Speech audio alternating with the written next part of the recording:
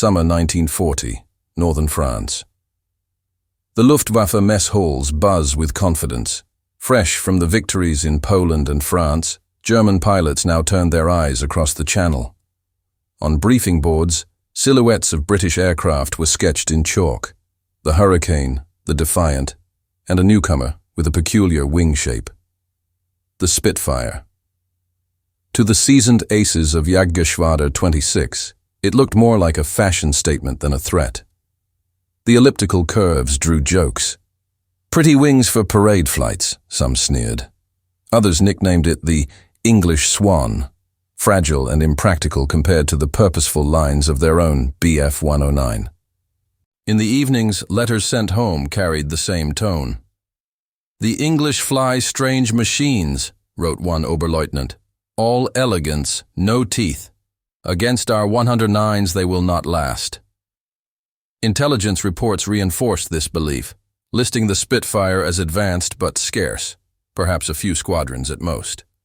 That seemed manageable. After all, in Spain, the Bf 109 had posted kill ratios as high as 7-1. Why should this be different? But here's where history turns. Arrogance always writes its own downfall. And before we continue, if you want to uncover more hidden truths of World War II, the kind of reports and diaries the history books rarely mention, make sure you're subscribed. Because the story of the Spitfire is not about pretty wings. It's about survival, shock, and the rewriting of an air war. Back in the French fields, ground crews painted kill marks on aircraft, pilots recited statistics, and commanders smiled over maps. The Luftwaffe believed the skies over England would soon be theirs. Yet every assumption they carried into those cockpits would soon meet its trial.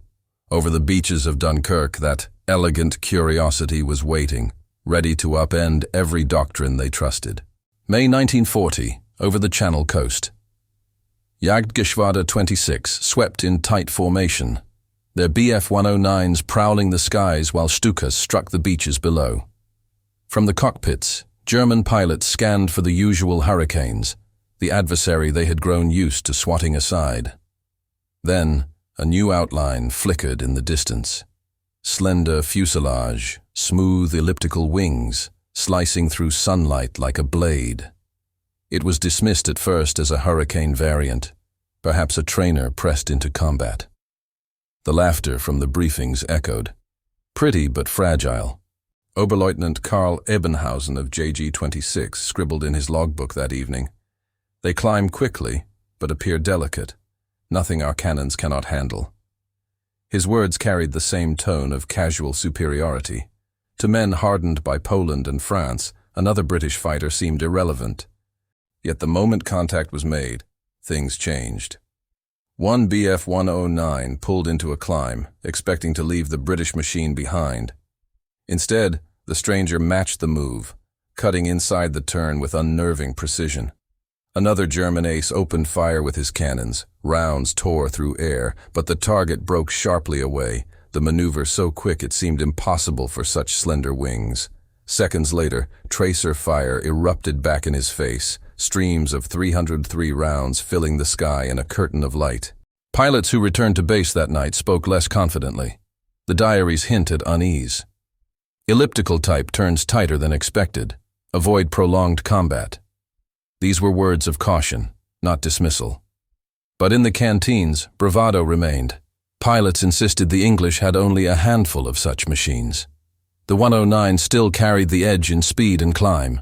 Surely numbers would decide the outcome. What they didn't realize was that the Battle of Britain would flood the skies with hundreds of these curiosities, and every sortie would carve the truth deeper into their minds. June 1940, Luftwaffe forward airfields. Technical officers briefed pilots with confidence. On paper, the Messerschmitt Bf 109E looked unstoppable. Its Daimler-Benz DB601 engine produced clean acceleration, could sustain negative G maneuvers without fuel starvation, and reach speeds above 350 miles per hour. Every chart pointed to dominance. Two 20mm cannons gave it knockout power, while auxiliary machine guns provided sustained fire. Doctrine dictated, climb above the enemy, dive in fast, strike once, then climb back to safety. Vertical fighting was their creed, and the numbers justified it. Against this, the Spitfire's specifications seemed ordinary. The Rolls-Royce Merlin engine produced slightly less horsepower.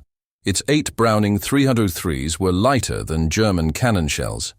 Even its top speed trailed by a handful of miles per hour. The Luftwaffe's planners reassured squadrons. The advantage was still firmly German. But combat does not obey numbers alone.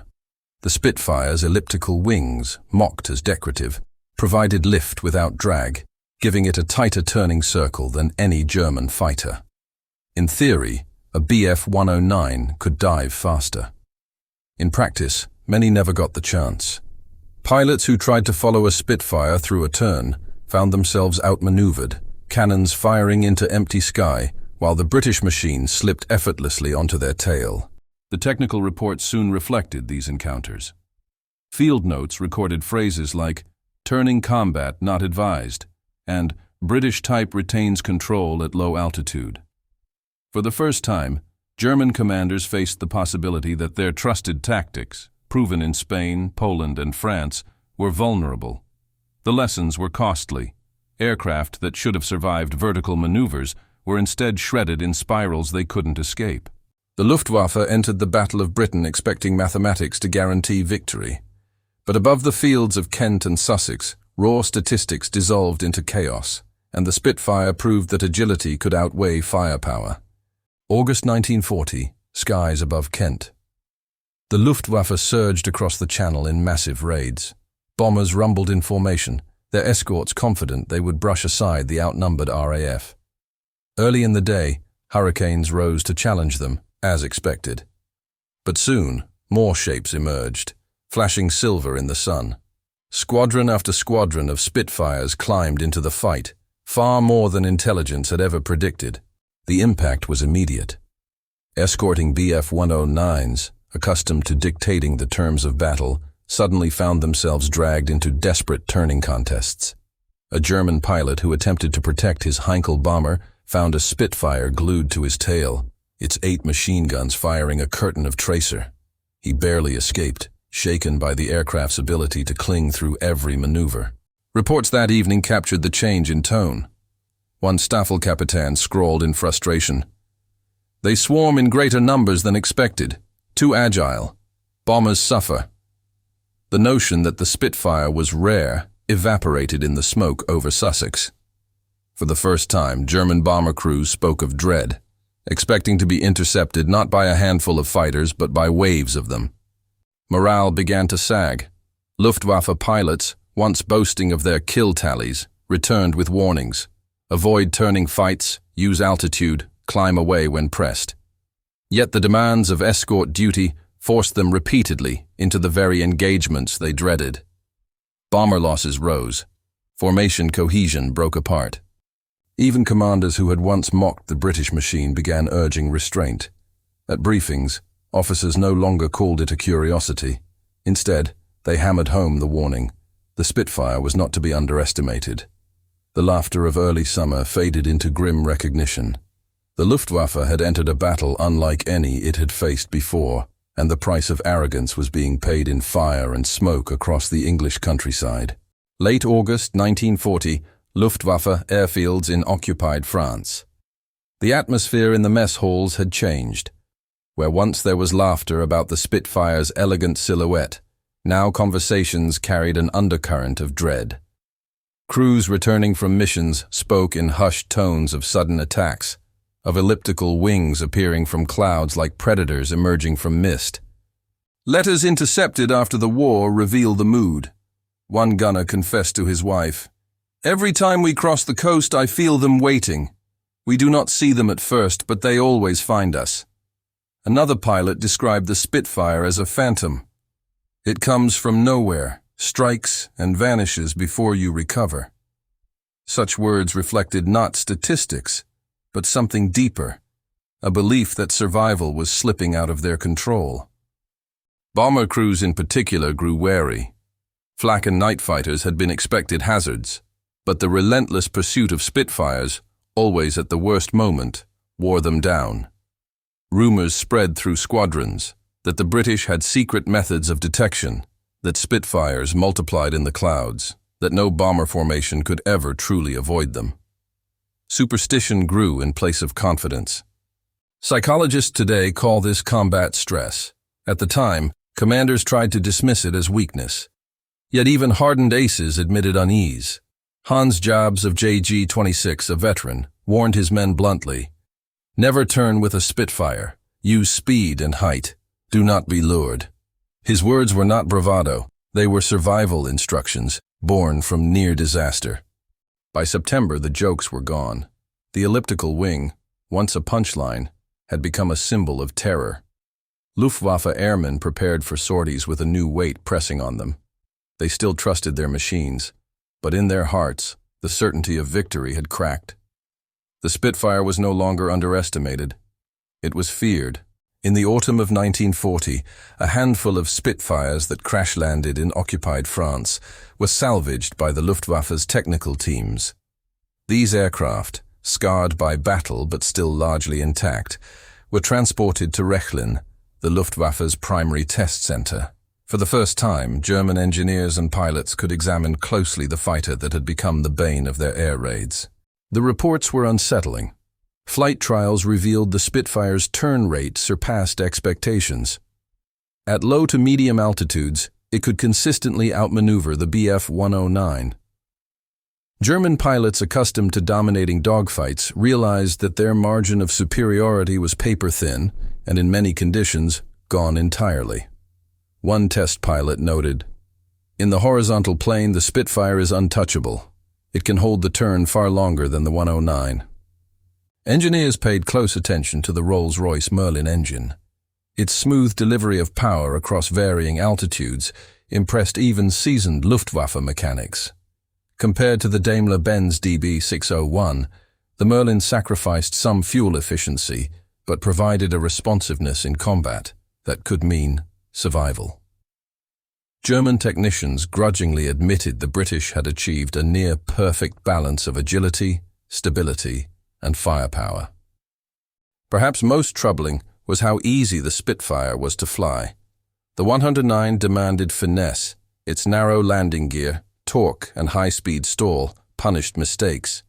The Spitfire, by contrast, welcomed even average pilots. This discovery explained why British squadrons filled with barely trained rookies could still bloody the Luftwaffe's best. By the time these evaluations reached Berlin, the front-line squadrons had already learned the truth the hard way. The technical findings merely confirmed the battlefield experience. The Spitfire was not a fragile toy, but a deadly equalizer.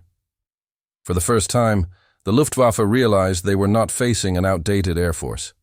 They were facing an enemy capable of matching them, plane for plane, man for man. By late 1940, the Luftwaffe faced a problem it had not anticipated. The easy dominance over Poland, Norway, and France had bred a sense of invulnerability. But the skies over Britain demanded new thinking. The Spitfire, paired with the Hurricane in massed formations, forced German commanders to alter tactics that had worked flawlessly months before. One immediate change came in bomber escorts. Initially, 109s flew tight formations, chained to their Heinkels and Dorniers. This left them vulnerable to Spitfires, who could attack from superior positions. Orders soon shifted. Escorts were to fly free hunts, ranging ahead and above to disrupt the RAF before bombers even crossed the coast. Yet this spread thin the fighter cover, and bomber crews protested bitterly. Luftwaffe pilots also learned to avoid turning engagements. The traditional dogfight, a test of nerves and skill in a spiraling duel, favored the Spitfire. Instead, German aces emphasized energy fighting, diving attacks, lightning strikes, and rapid disengagement. The phrase became doctrine: boom and zoom, never linger. It was effective for survival, but did little to secure air superiority, as Spitfires returned time and again to harass bombers. Tactics evolved even further in how units coordinated. Swarm formations, already superior to the RAF's outdated Vic system, were refined into flexible finger-four groupings, giving pilots more freedom to respond to sudden Spitfire ambushes. Still, the advantage was marginal. Against sheer numbers and determination, adjustments could only delay the inevitable losses. The psychological shift was perhaps greater than the tactical one. German pilots, once hunters, began to fly with a defensive mindset. Their doctrine was no longer about domination, but survival. Every sortie became a careful balance between protecting the bombers and avoiding the Spitfire's lethal traps. It was a silent admission. The Luftwaffe was fighting on equal terms, not superior ones. By autumn 1940, the Battle of Britain was no longer about sudden victories or daring raids. It had become a war of endurance. The Luftwaffe, designed as a short-range tactical force, was never built for drawn-out campaigns. The RAF, meanwhile, had the advantage of fighting from home soil, supported by radar, efficient ground control, and an industrial network capable of quick replacement. Every dogfight over southern England carried a cost the Germans could ill afford. When a Bf 109 was lost, its pilot parachuting into the Channel or captured in a Kent field, the Luftwaffe lost not only a machine but an irreplaceable veteran. British pilots shot down could often be back in the cockpit within days, climbing into a new Spitfire assembled in shadow factories hidden across the countryside. Numbers told the story. In August alone, the Luftwaffe lost over 700 aircraft, compared to around 400 for the RAF. To German high command, this seemed sustainable, at first. But the imbalance in replacement revealed the truth. British production lines, bolstered by factories dispersed after the fall of France, rolled out fighters faster than the Luftwaffe could destroy them. By September, the RAF was fielding more fighters than at the start of the campaign. Fatigue also played its role.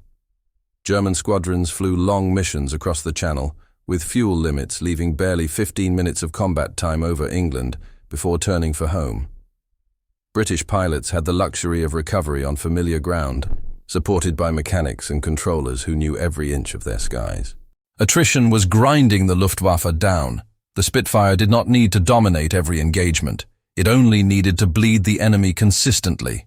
And with each passing week, German confidence eroded, while British resilience hardened into unshakable resolve. For years, the Luftwaffe had been Europe's terror in the skies. Its blitzkrieg tactics shattered Poland, overwhelmed France, and swept across the Low Countries with ruthless efficiency. German pilots carried themselves with the confidence of a force that had never been truly challenged. But the summer and autumn of 1940 marked a turning point. The myth of invincibility began to unravel, and the Spitfire was at the center of it. News of German defeats spread quickly, not only through Allied propaganda but also within the Reich itself. Families of downed airmen received stark notices. Veterans returning from the front spoke quietly about the Spitfire problem. Even Goering's promises of swift victory rang hollow as bomber losses mounted, and invasion plans, Operation Sea Lion, were shelved indefinitely. For the British public, the Spitfire's legend was already taking shape. Headlines celebrated its triumphs, and posters displayed its sleek silhouette as a guardian of the realm. Children carved models of Spitfires, and citizens scanning the skies for contrails whispered prayers that one of theirs was up there, dueling the enemy. Churchill's famous words, "Never in the field of human conflict was so much owed by so many to so few," cemented the pilot's place in history. But behind those words was a machine that gave them a fighting chance. German commanders admitted, sometimes bitterly, that their airmen no longer entered battle with certainty of superiority. They had met an equal, and worse, one that grew stronger the longer the fight dragged on. The Spitfire did more than shoot down enemy planes. It cracked the very foundation of German air doctrine. The legend of Luftwaffe dominance had been built on speed, shock, and fear. By the end of 1940, it was the Spitfire that carried those qualities. To the Allies, it was hope. To the Germans, it was a nightmare made of aluminum and Merlin raw. When the Battle of Britain ended in October 1940, the Luftwaffe had failed to secure the air dominance required for invasion. Germany turned east toward the Soviet Union, leaving Britain bloodied but unbroken. At the heart of that survival story was the Supermarine Spitfire. What began as a machine mocked by enemy pilots ended as a weapon that defined an era. The Spitfire's legend only grew as the war expanded. Variants evolved with stronger engines, heavier armament, and extended range, ensuring it remained relevant from North Africa's deserts to the skies over Normandy. Each adaptation proved the airframe's brilliance, an aircraft designed not for one season, but for the duration of the conflict. For Britain, the Spitfire became more than a fighter. It was a cultural emblem. In the darkest months, when invasion loomed and cities burned under the Blitz, its curved wings and the thrum of its Merlin engine embodied resistance. To hear a Spitfire overhead was to know that the nation still stood guard, that the skies were not surrendered. Even German pilots, years later, spoke with respect. Many admitted it was not hatred they felt when facing the Spitfire, but recognition. They had crossed paths with a machine equal to their own, flown by men equally determined. The laughter that once greeted its name was replaced by a silence of respect, carved in memory by the roar of battle. Today, restored Spitfires still fly, their sound unmistakable. Crowds look up, and for a brief moment, they understand what it meant in 1940 to place survival on the wings of such a machine. It was never just aluminum, fuel, and guns.